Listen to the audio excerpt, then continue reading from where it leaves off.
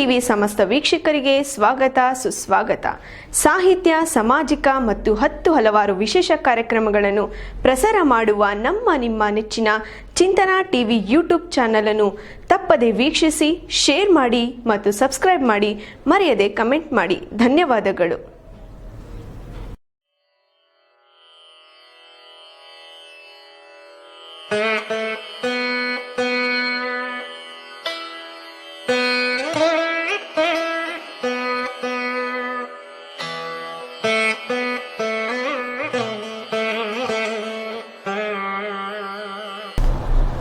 ಎಲ್ಲರಿಗೂ ನಮಸ್ಕಾರ. ಹರಿಹರ ತಾಲೂಕು ಬಾನವಳ್ಳಿ ಗ್ರಾಮದಲ್ಲಿ ಶ್ರೀ ಲಕ್ಷ್ಮೀನಾರಾಯಣ ಸ್ವಾಮಿ ದೇವಸ್ಥಾನ ಇದೆ ಕಣ್ರಿ.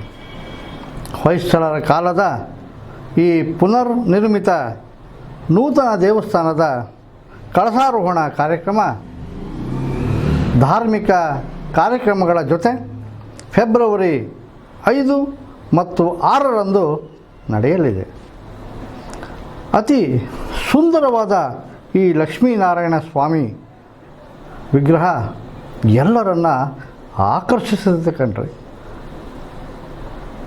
ಆ ಗ್ರಾಮದ ಗ್ರಾಮಸ್ಥರು, ಆ ಮುಜರಾಯಿ ಇಲಾಖೆಗೆ ಸೇರಿದ ಈ ಲಕ್ಷ್ಮೀನಾರಾಯಣ ಸ್ವಾಮಿ ದೇವಸ್ಥಾನವನ್ನು ವಿವಿಧ ಸಂಘಗಳ, ಸಂಸ್ಥೆಗಳ, ಗ್ರಾಮಸ್ಥರ ಮತ್ತು ಶಾಸಕರುಗಳ ಅನುದಾನದಲ್ಲಿ ತುಂಬ ವೈಭವವಾಗಿ ಕಟ್ಟಿದ್ದಾರೆ ಕಣ್ರಿ. ಈ ದೇವಸ್ಥಾನದ ಕಳಸಾರೋಹಣ ಧಾರ್ಮಿಕ ಸಮಾರಂಭ ಫೆಬ್ರವರಿ 5ರಿಂದ 6 2 ದಿನಗಳ ಕಾಲ ವಿಜೃಂಭಣೆಯಿಂದ ಆಚರಿಸ್ತಾ ಇದ್ದಾರೆ. ಹಾಗಾದರೆ ಬನ್ನಿ ವೀಕ್ಷಕರೇ, ನಾವು 5ನೇ ತಾರೀಕು ಬಾನವಳ್ಳಿಗೆ ಹೋಗೋಣ. ಅಲ್ಲಿ ನಡೆಯುವ ಆ ಧಾರ್ಮಿಕ ಕಾರ್ಯಕ್ರಮಗಳಲ್ಲಿ ಪಾಲ್ಗೊಂಡು ಪುನೀತರಾಗೋಣ. ಬನ್ನಿ ವೀಕ್ಷಕರೇ, ಬನ್ನಿ.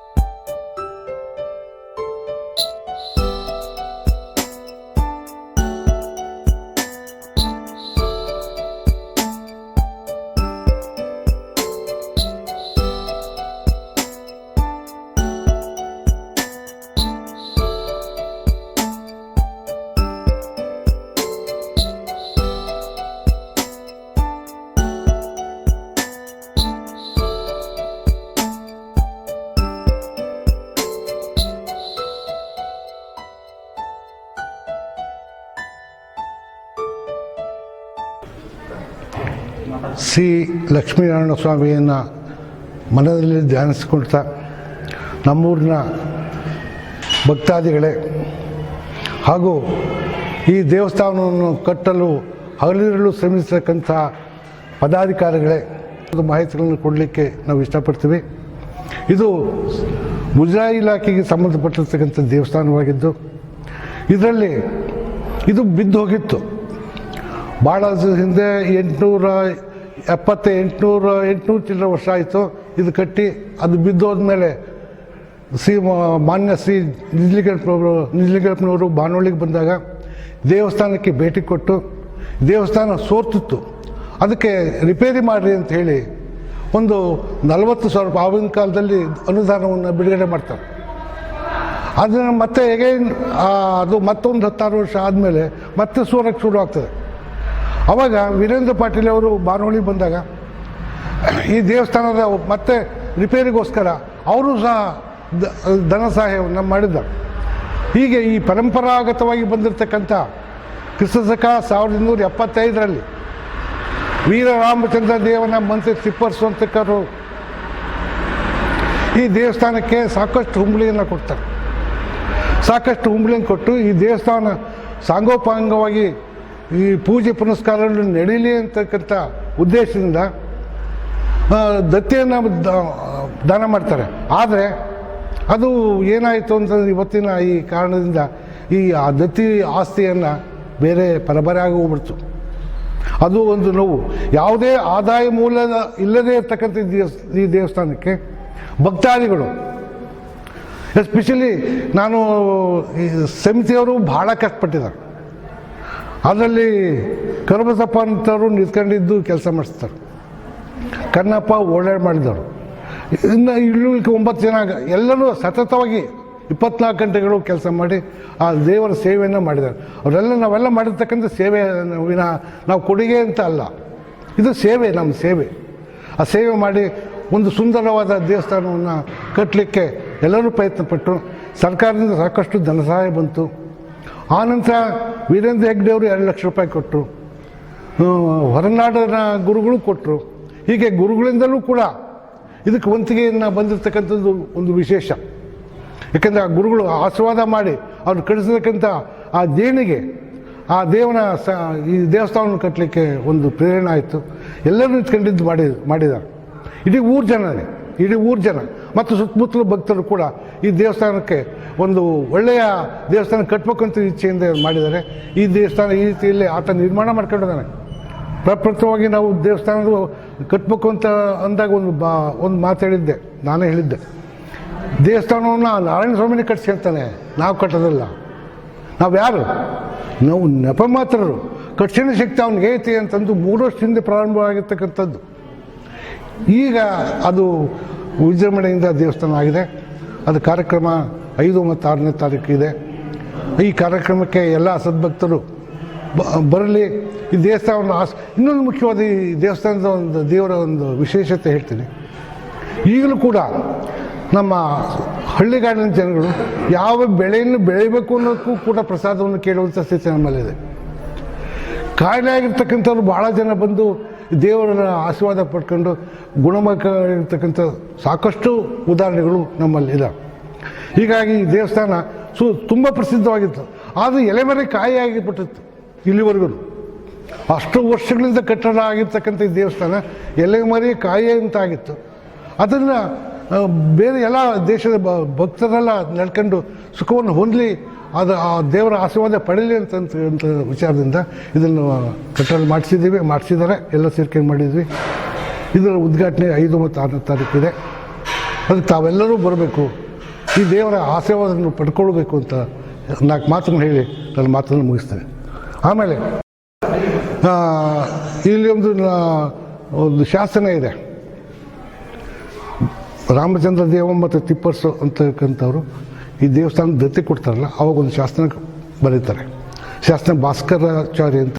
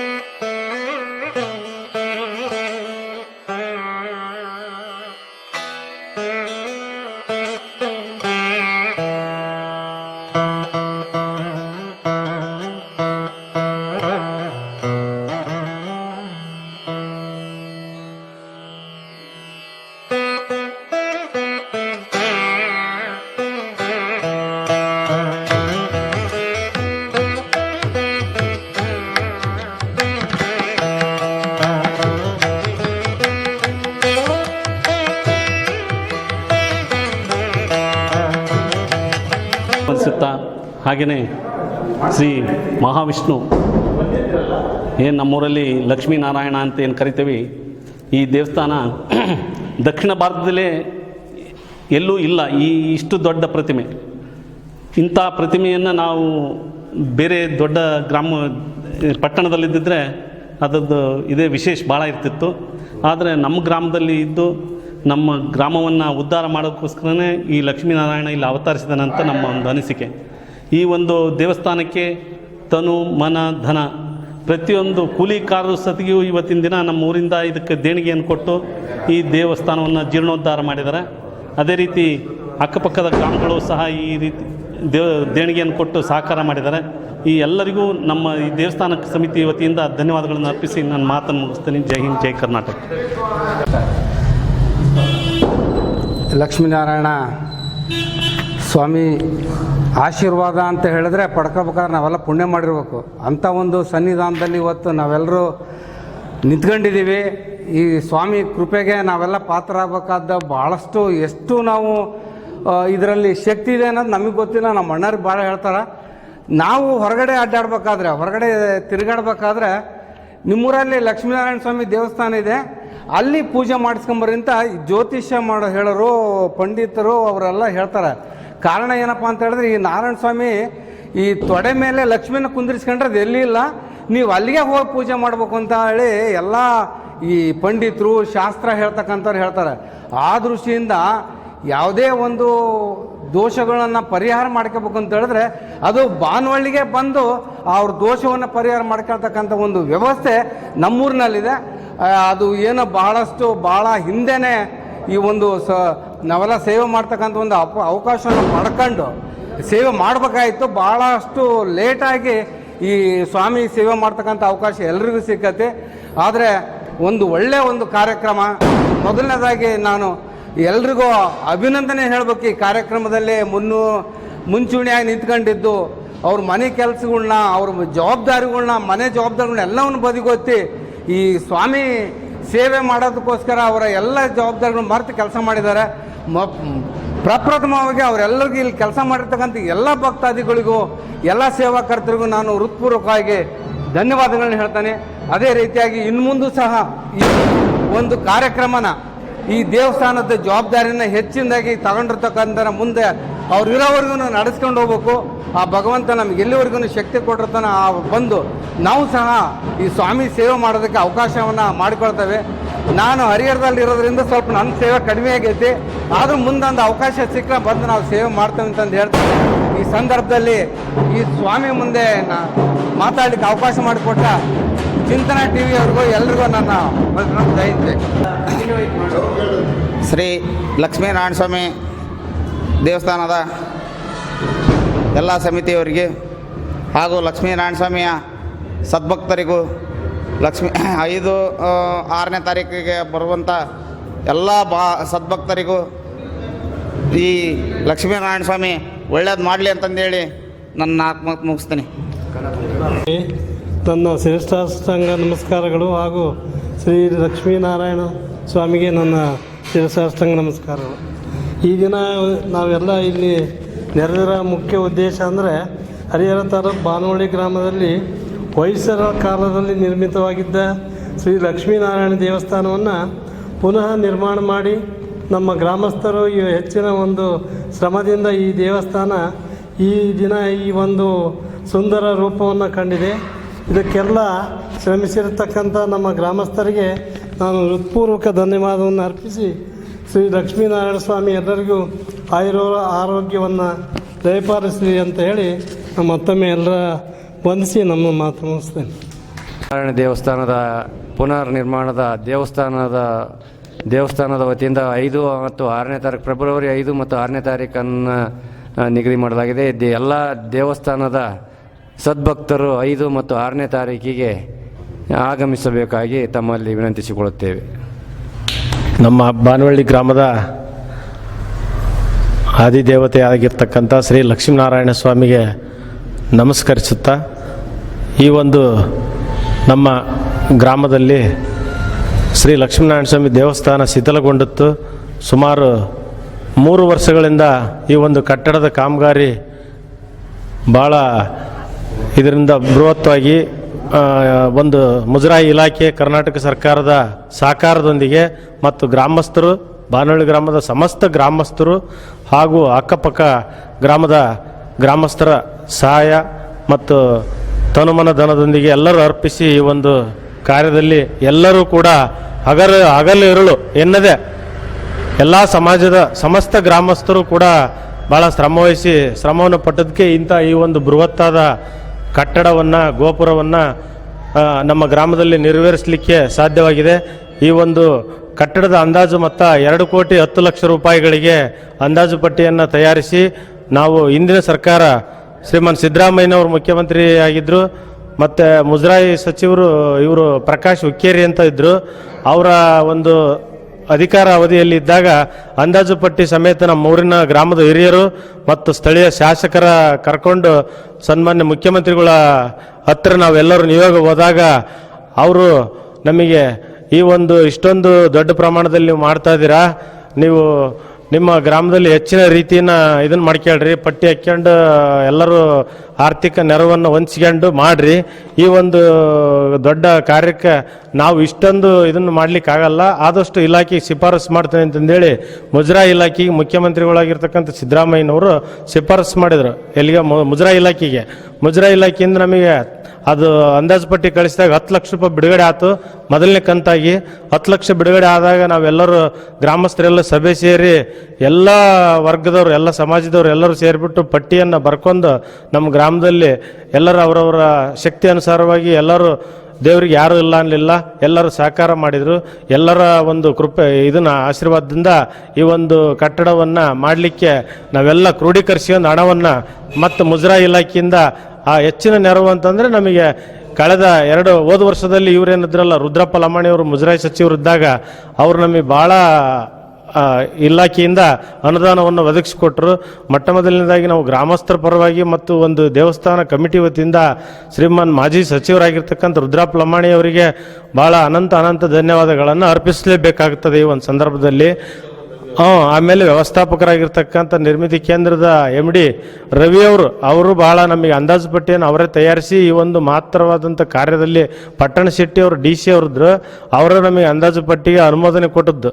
ಆ ಒಂದು ನಿಟ್ಟಿನಲ್ಲಿ ನಮಗೆ ಇದು ಅನುಮತಿಯನ್ನು ದೊರಕಿಸ್ಕೊಟ್ಟಾಗ ರುದ್ರಪ್ಪ ಲಮಾಣಿ ಅವರು ಹಿಂಗೆ ಒಂದ್ಸರಿ ಹರಿಹರಕ್ಕೆ ಭೇಟಿ ನೀಡಿದಾಗ ನಮ್ಮ ಮಾಜಿ ಸಚಿವರಾಗಿರ್ತಕ್ಕಂಥ ನಾಗಪ್ಪನವ್ರ ಮನೆಗೆ ಭೇಟಿ ಕೊಟ್ಟಾಗ, ಇಲ್ಲ ನಾನು ಇದ್ದಾಗ ಅದು ಕಟ್ಟಡ ಕಾರ್ಯ ಆಗಬೇಕಾಗಿತ್ತು, ಆ ಕಾರ್ಯ ಆಗಲಿಲ್ಲ, ಕಾರಣಾಂತರದಿಂದ ನಿಂತು ಹೋಗೈತಿ, ಶಿಥಿಲಗೊಂಡ್ಬಿಟ್ಟೈತಿ ಕಟ್ಟಡ, ಆ ಕಟ್ಟಡಕ್ಕೆ ನೀವು ಅನುದಾನವನ್ನು ಹಂತವಾಗಿ ಕೊಡಲೇಬೇಕು, ನಿಮ್ಮ ಅಧಿಕಾರಾವಧಿಯಲ್ಲಿ ಅವರು ಅಂಕಿ ಹೇಳಲಿಲ್ಲ, ಒಟ್ಟು ನೀವು ಅನುದಾನವನ್ನು ಕೊಟ್ಟು ಈ ಒಂದು ಕಟ್ಟಡವನ್ನು ಮುಗಿಸ್ಲೇಬೇಕು ಅಂತ ಭರವಸೆಯನ್ನು ಹೇಳಿದರು.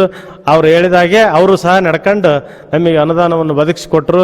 ಅದೇ ರೀತಿಯಾಗಿ ಇವರು HS ಶಿವಶಂಕರ್ ಶಾಸಕರು ಅವರು 5 ಲಕ್ಷ ಅವರು ಅನುದಾನದ ಕೊಟ್ಟರು. ಆಮೇಲೆ ಮೋಹನ್ ಕೊಂಡಜ್ಜಿ ವಿಧಾನ ಪರಿಷತ್ ಸದಸ್ಯರು ಅವರು ಸಹ 5 ಲಕ್ಷ ಕೊಟ್ಟಿದ್ದಾರೆ. ಆಮೇಲೆ ರಘುವಾಚಾರ್ ಅಂತ ವಿಧಾನ ಪರಿಷತ್ ಸದಸ್ಯರು ಅವರು 5 ಲಕ್ಷ ಕೊಟ್ಟಿದ್ದಾರೆ. ಆಮೇಲೆ ಈಗ S ರಾಮಪ್ಪ ಅವರು 5 ಲಕ್ಷ ಕೊಟ್ಟಿದ್ದಾರೆ. ಎಲ್ಲ ಈ ರೀತಿ ಎಲ್ಲರ ಅನುದಾನವನ್ನು ಕ್ರೋಢೀಕರಿಸಿಕೊಂಡು ಧರ್ಮಸ್ಥಳ ಗ್ರಾಮಾಭಿವೃದ್ಧಿ ಯೋಜನೆ ವತಿಯಿಂದ ಅವರು 2 ಲಕ್ಷ ರೂಪಾಯಿ ಕೊಟ್ಟಿದ್ದಾರೆ. ಈ ಒಂದು ಎಲ್ಲ ಒಂದು ಕ್ರೋಢೀಕರಿಸಿಕೊಂಡು ನಾವೆಲ್ಲರ ಗ್ರಾಮಸ್ಥರು ಮತ್ತು ನಮ್ಮ ಪುನರ್ ನಿರ್ಮಾಣ ಸಮಿತಿಯ ಸರ್ವ ಸದಸ್ಯರು ಮತ್ತು ಗ್ರಾಮದ ಎಲ್ಲ ಹಿರಿಯರ ಮಾರ್ಗದರ್ಶನದಂತೆ ನಾವೆಲ್ಲರೂ ಒಟ್ಟಾಗಿ ಮಾಡ್ಕೊಂಡು ಇಂಥ ಒಂದು ಕಟ್ಟಡವನ್ನು ನಿರ್ಮಿಸಿದ್ದೇವೆ. ಈ ಒಂದು ಕಟ್ಟಡಕ್ಕೆ ಎಲ್ಲರೂ ಹಗಲಿರುಳು ಶ್ರಮಿಸಿದಂಥ ಗ್ರಾಮಸ್ಥರಿಗೆ ಎಲ್ಲರಿಗೂ ಧನ್ಯವಾದಗಳನ್ನು ಈ ಸಂದರ್ಭದಲ್ಲಿ ಚಿಂತನ ಚಾನಲ್ ಮೂಲಕ ಧನ್ಯವಾದಗಳನ್ನು ಹೇಳುತ್ತಾ, ಅದೇ ರೀತಿಯಾಗಿ ನಾಳೆ 5 ಮತ್ತು 6ನೇ ತಾರೀಕಿಗೆ ನಡೀತಕ್ಕಂಥ ಭಾಳ ಬೃಹತ್ತಾದಂಥ ಕಾರ್ಯಕ್ರಮ ನಾವು ನೆರವೇರಿಸಿಕೊಂಡಿದ್ದೀವಿ. ಈ ಒಂದು ಕಾರ್ಯಕ್ರಮಕ್ಕೆ ಎಲ್ಲರೂ ಆಗಮಿಸಿ, ಆಮೇಲೆ ನಮ್ಮ ದೇವಸ್ಥಾನದ ಮುಂಭಾಗದಲ್ಲಿರ್ತಕ್ಕಂಥ ಸ್ಥಳವನ್ನು ಅವರು ಸ್ವಯಂ ಪ್ರೇರಣೆಯಿಂದ ದಾನವನ್ನಾಗಿ ಕೊಟ್ಟಿದ್ದಾರೆ ನಮ್ಮ ದೇವಸ್ಥಾನಕ್ಕೆ. ಅಣಚಿಕ್ಕಿ ಬಿದ್ದಾಡಪ್ಪ, ಅಣಚಿಕ್ಕಿ ತಿಪ್ಪಣ್ಣ, ಅಣಚಿಕ್ಕಿ ರಾಮಪ್ಪ, ಅಣಚಿಕ್ಕಿ ಕರಿಯಪ್ಪ, ಅಣಚಿಕ್ಕಿ ನಾರಾಯಣಪ್ಪ, ಜೋಗಪ್ಪರ ಲಕ್ಷ್ಮಪ್ಪ, ಆಮೇಲೆ ಲಕ್ಷ್ಮಮ್ಮ, ಯಲ್ಲಪ್ಪ ಬನ್ನಿಕೋಡು, ಯಲ್ಲಮ್ಮ ಬನ್ನಿಕೋಡು, ಅಣಚಿಕ್ಕಿ ಹಾಲಪ್ಪ, ಇವರು ಮತ್ತು ಮಕ್ಕಳು ಎಲ್ಲರೂ ಸಹ ಭಾಳ ಇವರೆಲ್ಲ ಉದಾರದಂಥ ಒಂದು ಮನಸ್ಸಿನಿಂದ ಸ್ಥಳದಾನವನ್ನು ಮಾಡಿದ್ದಾರೆ. ಅವರೆಲ್ಲರಿಗೂ ಧನ್ಯವಾದಗಳನ್ನು ತಿಳಿಸುತ್ತಾ ಈ ಒಂದು ಚಿಂತನ ಚಾನಲ್ ಮೂಲಕ ಈ ಒಂದು ಕಾರ್ಯಕ್ರಮಕ್ಕೆ ಎಲ್ಲರೂ ಆಗಮಿಸಿ 5 ಮತ್ತು 6ನೇ ತಾರೀಕು ಕಾರ್ಯಕ್ರಮವನ್ನು ಯಶಸ್ವಿಗೊಳಿಸಿ ಕೊಡಬೇಕಾಗಿ ಚಿಂತನ ಚಾನಲ್ನವರಿಗೂ ಕೂಡ ಈ ಒಂದು ಧನ್ಯವಾದಗಳು. ಇಲ್ಲಿ ನಮ್ಮ ದೇವಸ್ಥಾನಕ್ಕೆ ಆಗಮಿಸಿ ಈ ಒಂದು ಎಲ್ಲ ಕಾರ್ಯಕ್ರಮಕ್ಕೆ ಸುದ್ದಿಯನ್ನು ಬಿಂಬಿಸಿದ್ದಕ್ಕೆ ಅವರಿಗೂ ಕೂಡ ಧನ್ಯವಾದಗಳನ್ನು ಅರ್ಪಿಸುತ್ತಾ, ತಮ್ಮೆಲ್ಲರಿಗೂ ಅರ್ಪಿಸುತ್ತಾ ನನ್ನ 4 ಮಾತುಗಳನ್ನು ಮುಗಿಸ್ತೇನೆ. ಜೈ ಹಿಂದ್, ಜೈ ಕರ್ನಾಟಕ. 1224 ಮತ್ತು 24ನೇ ಇಸ್ವಿ ಸುಮಾರು 12ನೇ ಶತಮಾನದ ದೇವಸ್ಥಾನ ಆಗಿರ್ತದೆ. ಇದು ಹರಿಹರ ದೇವಸ್ಥಾನ ಕಟ್ಟಿರ್ತಂಥ ಮಹಾತ್ಮ ಶ್ರೀ ಪುಲಾಳುವ ದಂಡನಾಥ ಅಂತೇಳಿ ಇಮ್ಮಡಿ ನರಸಿಂಹನ ಮೊಮ್ಮಗ ವೀರ ಸೋಮೇಶ್ವರನ ಪ್ರಧಾನ ದಂಡನಾಯಕನಾದಂತಹ ಪುಲಾಳುವ ದಂಡನಾಥನು ಸುಮಾರು 1223 ಮತ್ತು 24ನೇ ಇಸ್ವಿಯಲ್ಲಿ ಈ ದೇವಸ್ಥಾನವನ್ನು ನಿರ್ಮಿಸಿ ಅವನು ಪರಮ ಹರಿಭಕ್ತನಾಗಿರ್ತಾನೆ. ಅವನು ಬಂದು ಅದನ್ನು ನಿರ್ಮಿಸಿ ಇಲ್ಲಿ ಬಾನವಳ್ಳಿಯಲ್ಲಿ, ಇದು ಬಾನವಳ್ಳಿ ಅಂದರೆ ಬನದ ಹಳ್ಳಿ ಅಂದರೆ ಕಾಡಿನಲ್ಲಿ ಇರ್ತಕ್ಕಂಥ ಹಳ್ಳಿ ಆಗಿತ್ತು, ಹಂಗಾಗಿ ಇದು ಬಾನವಳ್ಳಿ ಅಂತ ಆಗಿತ್ತು. ಇಲ್ಲಿ ಬಂದು ಈ ದೇವಸ್ಥಾನವನ್ನು ನಿರ್ಮಾಣ ಮಾಡಿ ಈ ಊರಿಗೆ ಶ್ರೀ ಲಕ್ಷ್ಮೀನಾರಾಯಣಪುರ ಅಂತ ಹೆಸರಿಟ್ಟು ಇದಕ್ಕೆ 104 ಬ್ರಾಹ್ಮಣರನ್ನು ನೇಮಿಸಿ ಪೂಜೆಗೋಸ್ಕರ ಇಲ್ಲೆಲ್ಲ ಬ್ರಾಹ್ಮಣರು ಮನೆಯಿದ್ದು ಅಂತ ಹೇಳಿ ಇತಿಹಾಸ ಹೇಳ್ತದೆ. ಆದರೆ ಈಗ ಯಾರು ಬ್ರಾಹ್ಮಣರಲ್ಲ, ಕಾಲ ಅನುಸಾರ ಕಾಲದ ಹೊಡೆತಕ್ಕೆ ಒಳಗಾಗಿ ಅವರೆಲ್ಲ ಸಿಟಿ ಎಲ್ಲ ಸೇರಿದ್ದಾರೆ. ಈಗ ಇಲ್ಲಿ ಯಾರು ಒಂದು ಬ್ರಾಹ್ಮಣರ ಕುಟುಂಬನಲ್ಲಿ ಈ ದೇವಸ್ಥಾನ ಪೂಜೆ ಮಾಡಲಿಕ್ಕೆ ಸ್ವಾಮಿಯರು ಅಂತೇಳಿ ಅವರು ಬ್ರಾಹ್ಮಣರೇ, ಅವರು ಈ ದೇವಸ್ಥಾನ ಪೂಜೆ ಮಾಡ್ಕೊಂತ ಹೋಗ್ತಕ್ಕಂಥ ಇಲ್ಲೇ ನಿಮ್ಮ ಇದ್ರಿಗೆ ಕಾಣ್ತಾ ಇದ್ದಾರೆ. ಹಾಗೆಯೇ ಈ ದೇವಸ್ಥಾನ ಭಾಳ ಪ್ರಸಿದ್ಧವಾದದ್ದಾಗ ಮಹಾತ್ಮ ಇರ್ತಕ್ಕಂಥ ದೇವಸ್ಥಾನ. ಇದನ್ನು ಪರಮ ಹರಿಭಕ್ತನೇ ಅವನು ಅಂತಂದೇಳಿ ಎಲ್ಲ ಶಿಲಾಶಾಸನಗಳು ಹೇಳ್ತವೆ. ಈ ದೇವಸ್ಥಾನದ ಬಗ್ಗೆ ಇನ್ನೂ ನಿಮಗೆ ಭಕ್ತರಿಗೆ ಏನಾದರೂ ಹೆಚ್ಚಿನ ಮಾಹಿತಿ ಬೇಕಂದರೆ ಹರಿಹರ ದೇವಸ್ಥಾನದ ಹತ್ತಿರ ಶಿಲಾಶಾಸನವನ್ನು ನೀಡಲಾಗಿದೆ. ಹಾಗೆಯೇ ದೇವಸ್ಥಾನ ಎದುರಿಗೆ ನಾವು ಶಿಲಾಶಾಸನವನ್ನು ಒಂದು ಬೋರ್ಡಿನ ಮುಖಾಂತರ ಅದನ್ನು ಬರೆದು ಹಾಕಿದ್ದೀವಿ, ಯಾರು ಕಟ್ಟಿದ್ದು ಏನು, ಎಷ್ಟನೇ ವ್ಯಾಲ್ಯೂಮ್ನಾಗ ಐತಿ ಏನು ಅಂತಂದೇಳಿ. ಆಮೇಲೆ ಹರಿಹರದ ಎಳೆಗಳು ಅಂತೇಳಿ ಕೊಟ್ರೇಶ್ ಅಂತಂದೇಳಿ ಒಬ್ಬರು ಉತ್ತಂಗಿ ಅಂತೇಳಿ ಅವ್ರು ಬರ್ದಾರ. ಆ ಪುಸ್ತಕದಲ್ಲಿ ಈ ದೇವಸ್ಥಾನ ಯಾರು ಕಟ್ಟಿದ್ರು ಅಂತೇಳಿ ನಮೂದಾಗಿರ್ತದೆ. ಹಾಗೆಯೇ ಹರಿಹರದ ಶಾಸನಗಳು ಅಂತ ಹೇಳಿ ಅವರೊಬ್ಬರು ಬರ್ದಾರ ಬ್ರಾಹ್ಮಣರು. ಅವ್ರು ಭಾರಿ ದೊಡ್ಡ ಈ ಹರಿಶಂಕರ್, ಪ್ರೊಫೆಸರ್ ಹರಿಶಂಕರ್ ಅವರ ತಂದೆಯವರು ಅವರು ಈ ದೇವಸ್ಥಾನದ ಬಗ್ಗೆ ಯಾರು ಕಟ್ಟಿದ್ದು ಏನಂತೇಳಿ ಕಂಪ್ಲೀಟಾಗಿ ಅದರಲ್ಲಿ ನಮೂದು ಮಾಡಿರ್ತಾರೆ. ಇನ್ನು ಹೆಚ್ಚಿನ ಮಾಹಿತಿ ಬೇಕಂದರೆ ಫಸ್ಟ್ ಇಯರ್ ಬಿಯಲ್ಲಿ ಇತಿಹಾಸ ಪುಸ್ತಕದಲ್ಲಿ ಸಹ ಈ ದೇವಸ್ಥಾನ ಯಾರು ಕಟ್ಟಿದ್ರು ಅಂತ ಹೇಳಿ ಇದ್ರ ಬಗ್ಗೆ ಇದಾಗೈತೆ. ಈ ದೇವಸ್ಥಾನ ಕಟ್ಟಿರ್ತ ಮಹಾತ್ಮ ಅವನು ಪುಲಾಳ ದಂಡನಾಥ, ಅವನು ಆಂಧ್ರ ಪ್ರದೇಶದ ನಾರಾಯಣಪುರ ಅಂತೇಳಿ ಅವನು ಪ್ರಾಪರ್ ಅವ್ರದ್ದು. ಅವ್ರ ತಂದೆ ತಾಯಿ ಅತ್ತಿರಾಜ ಮತ್ತು ನವಲ್ಯಾಡಿ ಎಕ್ಕರ ಅಂತೇಳಿ ಅವರು ಪರಮ ಹರಿಭಕ್ತರಾಗಿರ್ತಾರೆ. ಅವ್ರ ಮಗನಾಗಿ ಇವನು ಜನಿಸಿ ಅವನು ಹರಿಹರಕ್ಕೆ ಬರ್ತಾನೆ.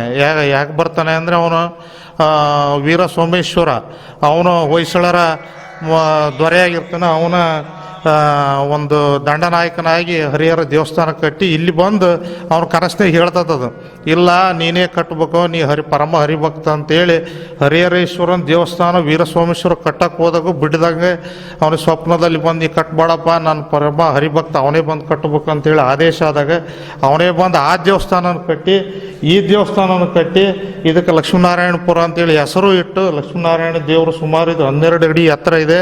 ಇದರ ಪ್ರಭಾವಳಿ ಸುತ್ತಲೂ ದಶಾವತಾರಗಳನ್ನು ನೀವು ಕಾಣ್ಬೋದು, ಸುಂದರವಾದ ಚಿತ್ರಗಳು. ಹಾಗೇನೆ ಇದು ಲಿಂಗಪೀಠದ ಮೇಲೆ ಆಸೀನರಾಗಿ ಆಗಿದ್ದಾರೆ ಸ್ವಾಮಿ ಮತ್ತು ತಾಯಿ. ಹಾಗೇನೆ ಎಡಭಾಗದಲ್ಲಿ ಮಾತಾ ಲಕ್ಷ್ಮಿಯವರು ಸುಮಾರು 3 ಅಡಿ ಎತ್ತರ ಶಿಲಾಶಾಸನ ಇದೆ, ಶಿಲೆ ಇದೆ. ಹಾಗೇನೆ ಸುತ್ತಲೂ ಹೊಯ್ಸಳರ ಲಾಂಛನಗಳನ್ನು ಕಾಣ್ಬೋದು, ಮಕರ ಕುಂಡಲಗಳನ್ನು ಸ್ವಾಮಿ ಧರಿಸಿದ್ದಾರೆ. ಹಾಗೇನೆ ಲಿಂಗಪೀಠದ ಮೇಲೆ ಈ ಸ್ವಾಮಿಯ ಆಸೀನ ಆಗಿರೋದನ್ನು ನೀವು ಟಿ ವಿ ಮೂಲಕ ನೀವು ಕಾಣ್ಬೋದು. ಹೀಗಾಗಿ ಇದೇ ಅನೇಕ ಇದರ ಒಂದು ವೈಶಿಷ್ಟ್ಯಗಳನ್ನು ನೀವು ಕಾಣ್ಬೋದು. ಹಾಗೆಯೇ ನಮ್ಮ ಹಿರಿಯರ್ತಕ್ಕಂತಹ ಡಿ ಜಿ ಪರಮೇಶ್ವರಪ್ಪರು ಒಂದು ಮಾತು ಹೇಳಿದರು, ಇಲ್ಲೆಲ್ಲ ವ್ಯವಸಾಯ ಆರಂಭ ಆಗಬೇಕಾದ್ರೆ, ಶುಭ ಕಾರ್ಯಗಳನ್ನು ಮಾಡಬೇಕಾದ್ರೆ ಎಲ್ಲರೂ ಬಂದು ಗ್ರಾಮಸ್ಥರು ಇದನ್ನು ಒಂದು ಪ್ರಸಾದ ಕೇಳಿ ಆ ಪ್ರಸಾದ ಕೊಟ್ಟರನ್ನೇ ಮದುವೆ ಮಾಡೋದಾಗಲಿ, ಹೊಲ ಹಿಡಿಯೋದಾಗಲಿ, ಹಾಗೆಯೇ ಇನ್ನೊಂದು ವಿವಿಧ ಕಾರ್ಯಕ್ರಮಗಳು ಅವರು ವೈಯಕ್ತಿಕ ಇರ್ಬೋದು, ಹಾಗೆಯೇ ಬಿಸ್ನೆಸ್ ಪರ್ಪಸ್ ಇರ್ಬೋದು, ಏನೇ ಮಾಡಲಿ ಈ ಸ್ವಾಮಿ ಅಪ್ಪಣೆ ತಗೊಂಡೆ ಮಾಡೋದು ಅಂತೇಳಿ ಈ ಯಾವಾಗಲೂ ಈ ಗ್ರಾಮದಲ್ಲಿ ನಡ್ಕೊಂಡು ಬಂದಿದೆ. ಹಾಗೆಯೇ ಫೆಬ್ರವರಿ ಮತ್ತು 5, 6 ಈ ಊರಿನಲ್ಲಿ ನಡೆಯುತ್ತಂತ ಒಂದು ಹಬ್ಬ ಇದೆ. ದೇವಸ್ಥಾನದ ಒಂದು ಕಾರ್ಯ ಅಂತ ಅಲ್ಲ, ಇದು ಹಬ್ಬ ಆಗಿ ಮಾರ್ಪಾಡಾಗಿದೆ. ಇಡೀ ಊರೆಲ್ಲ ತಳಿರು ಮತ್ತು ತೋರಣಗಳಿಂದ ಶೃಂಗಾರ ಆಗಿ ಎಲ್ಲ ಭಾಳ ವಿಜೃಂಭಣೆ ನಡೀತಾ ಇದೆ. ಸುತ್ತಮುತ್ತಲ ಗ್ರಾಮಸ್ಥರು, ಹರಿಹರದ ನಾಗರಿಕರು, ದಾವಣಗೆರೆ ನಾಗರಿಕರು, ಹಾಗೆಯೇ ಚಿಂತನ ಟಿ ವಿ ನೋಡ್ತಕ್ಕಂಥ ಎಲ್ಲ ಪ್ರೇಕ್ಷಕರು ನಮ್ಮ ಕಾರ್ಯಕ್ರಮಕ್ಕೆ ಆಗಮಿಸಿ ದೇವಸ್ಥಾನ ಸುಮಾರು 5ನೇ ತಾರೀಕು ಫೆಬ್ರವರಿ 5 ಯಾಗ ಮಂಟಪ ಮಾಡಿ ಇಲ್ಲಿ ಹೋಮ ಹವನಾದಿಗಳು ಎಲ್ಲ ನಡೀತವು.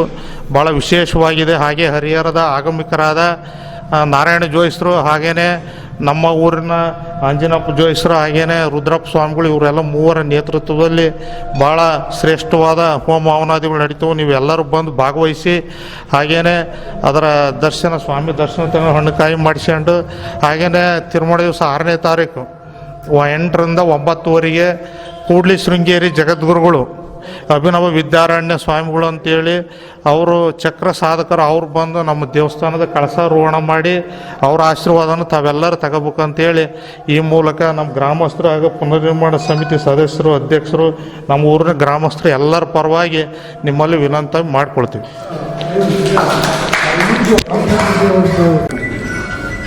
ಆ ದತ್ತಿ ಅವನು ಇದನ್ನು ಅಪಹಾರ ಮಾಡ್ತಕ್ಕಂಥದ್ದು, ಕೆಟ್ಟದನ್ನು ಮಾಡ್ತಕ್ಕಂಥವ್ರಿಗೆ ಗೋದಲ್ಲಿ ಕಾಸಿನಲ್ಲಿ ಏನು 100 ಗೋವುಗಳನ್ನ ಹತ್ಯೆ ಮಾಡಿದ್ರೆ ಏನು ಪಾಪ ಬರ್ತದೆ, ಅದು ಬರ್ತದೆ ಅಂತ ಹೇಳ್ತಾರೆ. ಅದ್ರ ಜೊತೆಗೆ ಈ ದೇವಸ್ಥಾನದ ವರ್ಣನೆ ತುಂಬ ಚೆನ್ನಾಗಿದೆ. ನಮ್ಮೂರಿನ ಶಾಸನದಲ್ಲಿ ಏನಂದರೆ, ಅವನಿಯೋಳು ಲಕ್ಷ್ಮೀನಾರಾಯಣ ನೆಲೆಸಿದ್ದ ಬಾನೋಳಿ, ಅವನಿಯೋಳು ಸ್ವರ್ಗಮೆನಿಪ್ಪದು ಲಕ್ಷ್ಮೀನಾರಾಯಣ ಸ್ವಾಮಿ ನೆಲೆಸಿದ್ದ ಬಾನೋಳಿ ಪರಮ ಅಂತ ಹೇಳ್ತಾರೆ. ಅವನಿಯೋಳು ಸ್ವರ್ಗಮೆನಿಪ್ಪದು ಎಷ್ಟು ಒಂದು ವಾಕ್ಯಬದ್ಧವಾಗಿ ಅದನ್ನು ರಚನೆ ಮಾಡಿದ್ದಾರೆ ಅಂದರೆ ಅಷ್ಟು ಖುಷಿ ಆಗ್ತದೆ. ಅವನೇಳು ಸ್ವರ್ಗಮೆನಿಪ್ಪದು ಲಕ್ಷ್ಮೀನಾರಾಯಣ ಸ್ವಾಮಿ ನೆಲೆಸಿದ್ದ ಬಾನೋಳಿ ಪರಮ ಅಂತ. ಹೀಗೆ ಈ ದೇವಸ್ಥಾನದ ಇತಿಹಾಸ ತುಂಬ ಚೆನ್ನಾಗಿದೆ. ಇದಕ್ಕೋಸ್ಕರ ಒಂದು ಪುಸ್ತಕವನ್ನು ಹೊರತರ್ತಾ ಇದ್ವಿ. ಅದನ್ನು ಇದು ಎಲೆಮರಿಯ ಕಾಯಂತಿದ್ದ ದೇವಸ್ಥಾನ ಪ್ರಚಾರ ಆಗಬೇಕು, ಜನಗಳಿಗೆ ಒಳ್ಳೆಯದಾಗಬೇಕು ಅಂತ ಉದ್ದೇಶದಿಂದ ಇದನ್ನು ಮಾಡಿದ್ವಿ ಅಂತ ಈ ಮಾತನ್ನು ಹೇಳಲಿಕ್ಕೆ ಇಷ್ಟಪಡ್ತೀನಿ. ದಾವಣಗೆರೆ ಕರ್ನಾಟಕದ, ಮಧ್ಯ ಕರ್ನಾಟಕದ ದಾವಣಗೆರೆ ಜಿಲ್ಲೆ ಹರಿಹರ ತಾಲೂಕು ಬಾನವಳ್ಳಿ ಗ್ರಾಮದಲ್ಲಿ ನೆಲೆಸಿರುವ ಶ್ರೀ ಲಕ್ಷ್ಮೀನಾರಾಯಣ ಸ್ವಾಮಿಗೆ ಕೃಪೆಗೆ 5ನೇ ತಾರೀಕು ಮತ್ತು 6ನೇ ತಾರೀಕು ಎಲ್ಲ ಸದ್ಭಕ್ತರು ಆಗಮಿಸಿ ಈ ಲಕ್ಷ್ಮೀನಾರಾಯಣ ಕೃಪೆಗೆ ಪಾತ್ರರಾಗಬೇಕೆಂದು ವಿನಂತಿಸಿಕೊಳ್ಳುತ್ತೇನೆ. ನಮ್ಮ ಶ್ರೀ ಲಕ್ಷ್ಮೀನಾರಾಯಣನ್ಮ. ಈ ಬಾನವಳ್ಳಿ ಗ್ರಾಮದ ಶ್ರೀ ಲಕ್ಷ್ಮೀನಾರಾಯಣ ಸ್ವಾಮಿ ಭಾಳ ವಿಶೇಷವಾಗಿ ಇದೆ. ಸ್ವಾಮಿಯು ಚತುರ್ಭುಜನಾಗಿ ಇಲ್ಲಿ ಲಿಂಗಪೀಠದ ಮೇಲೆ ಶಂಕು, ಪದ್ಮ ಮತ್ತು ಗದಾಧಾರಿಯಾಗಿ ಒಂದು ಕೈಯಲ್ಲಿ ಶ್ರೀ ಲಕ್ಷ್ಮೀದೇವಿಯನ್ನು ಆಲಂಗಿಸಿಕೊಂಡು ಕೂತಿದ್ದಾರೆ. ಮತ್ತು ಪ್ರಭಾವಳಿಯಲ್ಲಿ ಶ್ರೀ ಸ್ವಾಮಿಯ ದಶಾವತಾರಗಳು ಸುಂದರವಾಗಿ ಕೆತ್ತನೆ ಮಾಡಲಾಗಿದೆ.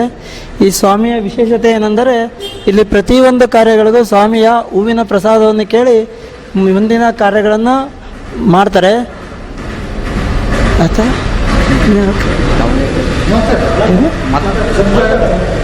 ಈ ಸ್ವಾಮಿಯ ಮತ್ತು ದವನದುಣಿಮೆಯಲ್ಲಿ ವಿಶೇಷವಾಗಿ ಜಾತ್ರೆಯನ್ನು ನೆರವೇರಿಸಲಾಗುತ್ತದೆ. ಮತ್ತು ಶಿವರಾತ್ರಿ ದಿನ ಎಲ್ಲ ಗ್ರಾಮಸ್ಥರ ಸಮಕ್ಷಮದಲ್ಲಿ ಅನ್ನ ಸಂತರ್ಪಣೆಯನ್ನು ಏರ್ಪಡಿಸಲಾಗುತ್ತದೆ. ಇದು ಭಾಳ ಪುರಾತನ ದೇವಾಲಯ ಆಗಿತ್ತು.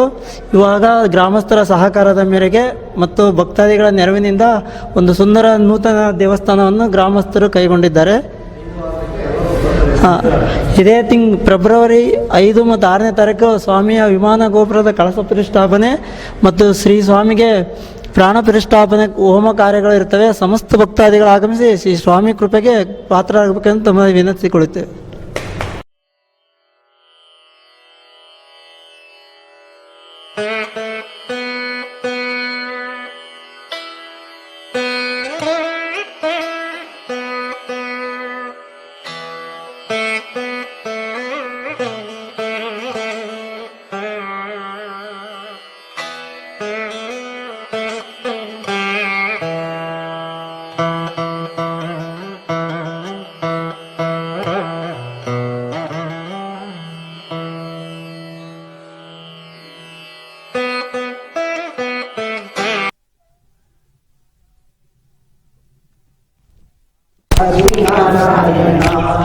ನಾರಾಯಣ ನಾರಾಯಣ ನಾರಾಯಣ ಲಕ್ಷ್ಮೀನಾರಾಯಣ ಭಾನುವಳ್ಳಿಯ ಗ್ರಾಮದಿ ನೆಲೆಸಿ ಶಕ್ತಿ ಸ್ವರೂಪ ನೀನಾದೆ ಭಾನುವಳ್ಳಿಯ ಗ್ರಾಮದಿ ನೆಲೆಸಿ ಶಕ್ತಿ ಸ್ವರೂಪ ನೀನಾದೆ ನಿನ್ನಯ ಭಕ್ತರು ಕಾಯೋ ಕರುಣಾಳ ಮೂರ್ತಿಯು ನೀನು ದುಷ್ಟ ಶಕ್ತಿಗಳ ನಾಶವ ಮಾಡುವ ನಾರಾಯಣ ಸ್ವಾಮಿ ನಿನ್ನಯ ಭಕ್ತರು ಕರುಣಿಸಿ ಕಾಯೋ ಕರುಣಾಳ ಮೂರ್ತಿಯು ನೀನು ನಾರಾಯಣ ನಾರಾಯಣ ನಾರಾಯಣ ಲಕ್ಷ್ಮೀ ನಾರಾಯಣ ನಾರಾಯಣ ನಾರಾಯಣ ನಾರಾಯಣ ಹರಿ ನಾರಾಯಣ